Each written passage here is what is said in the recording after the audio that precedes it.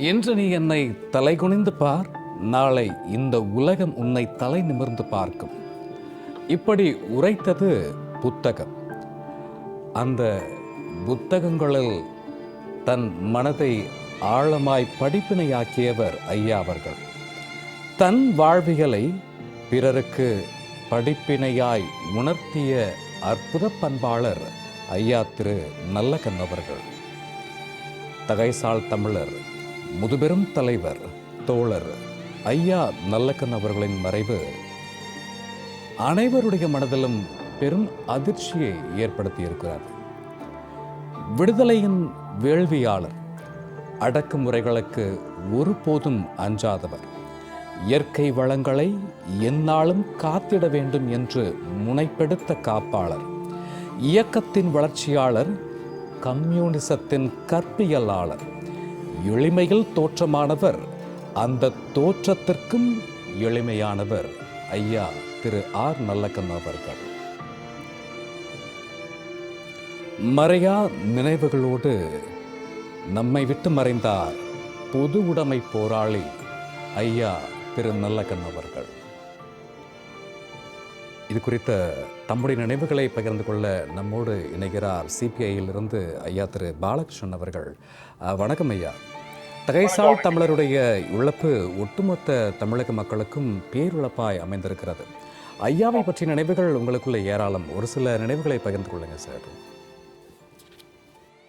விடுதலை போராட்டத்தில் கலந்து கொண்டு நாடு விடுதலை அடைய வேண்டும் என்று போராடி சிறை சென்று பல்வேறு தியாகங்களுக்கு போராடிய ஏராளமான விடுதலை போராட்ட தலைவர்கள்ல, அதனுடைய முன்னணி ஊழியர்கள்ல கடைசி வரைக்கும் நம்மோடு வாழ்ந்து கடைசியா நம்ம விட்டு பிரிந்திருக்கிற ஒரு தலை சிறந்த விடுதலை போராட்ட போராடி நல்லக்கண் அவர்கள் விடுதலை போராட்டத்தில் இருக்கிற போது கைது செய்து சிறைக்கு சென்ற போது அங்க கம்யூனிஸ்ட் கட்சியின்பால் ஈர்க்கப்பட்டு கட்சிக்கு வந்தாரு.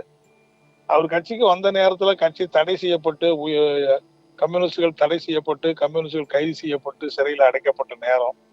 இருந்தாலும் அஞ்சா நெஞ்சோடு அந்த கட்சி கொள்கைகளை ஈடுபட்டு கட்சிக்காக வந்து கட்சிகளை இணைந்து பணியாற்றினார்.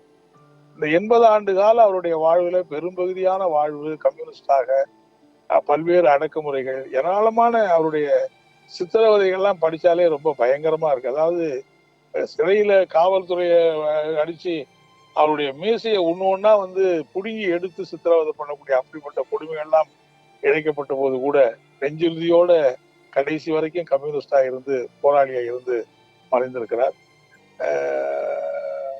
அவர் வந்து தமிழ்நாட்டில் இருக்கிற எல்லா மூத்த அரசியல் தலைவர்களோடும் ரொம்ப நெருக்கமான பரிச்சயம் உள்ளவர். தந்தை பெரியார் துவங்கி கடைசி நம்முடைய எல்லா தலைவர்களும், அநேகமா அவரோட பரிச்சயம் இல்லாத தலைவர்களே இல்லை என்று சொல்லக்கூடிய அளவுக்கு எல்லாரோடு நெருங்கி பழகக்கூடிய அப்படிப்பட்ட பரிச்சயம் உள்ள ஒரு நல்ல தலைவராக வாழ்ந்தாரு. நல்ல இலக்கியவாதி, நல்ல படிப்பாளி, நல்ல சிந்தனையாளர், நல்ல எழுத்தாளர், தமிழ் இலக்கியம் சம்பந்தமாகவும் தமிழ் சமூக வரலாறு சம்பந்தமாகவும் ஆழ்ந்த சிந்தனை கொண்ட ஒரு நல்ல சிந்தனையாளர், நல்ல மொழிபெயர்ப்பாளரும் கூட. ஆகவே பல பரிமாணங்களை கொண்டவர் நல்லக்கண்ணு. ஒரு போராளி, அடக்குமுறைக்கு அஞ்சாத நெஞ்சுறுதி கொண்டவர், இதெல்லாம் பலதும் சொல்ல முடியும். மார்க்சிஸ்ட் கம்யூனிஸ்ட் கட்சியின் தலைவராக பணியாற்றிய தோழர் சங்கரையா அவர்கள் 102 ஆண்டுகள் வாழ்ந்து தன்னுடைய 103வது வயதுல இறந்தாரு. அவருடைய மாணாக்கராக இருந்து பணியாற்றிய நல்லக்கண் அவர்கள் 101 வயதுல இன்னைக்கு இறந்திருக்கிறாரு. எவ்வளவு பெரிய சோதனை வந்தாலும், தனிப்படித இழப்பு வந்தாலும் அதை பற்றியெல்லாம் கவலைப்படாமல் எல்லா இழப்புகளையும் தாங்கிக்கிட்டார். தனக்குன்னு எதையுமே வச்சுக்கிட்டு, தனக்குன்னு எந்த சொத்து சேர்க்கல, எந்த இதையும் செஞ்சுக்கல.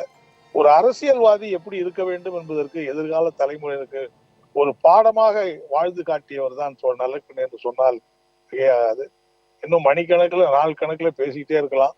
அப்படிப்பட்ட ஒரு மகத்தான தலைவருடைய மறைவு என்பது கம்யூனிஸ்ட் இயக்கத்துக்கு, இடதுசாரி இயக்கத்துக்கு, ஒட்டுமொத்தமான தமிழ் உலகத்துக்கு ஒரு மிகப்பெரிய இழப்பு என்பதை நான் தெரிவிச்சுக்க விரும்புறேன். தலை சிறந்த தலைவருடைய நினைவுகளை தொலைபேசி வாயிலாக பகிர்ந்து கொண்டமைக்கு நன்றி பாலகிருஷ்ணன் சார்.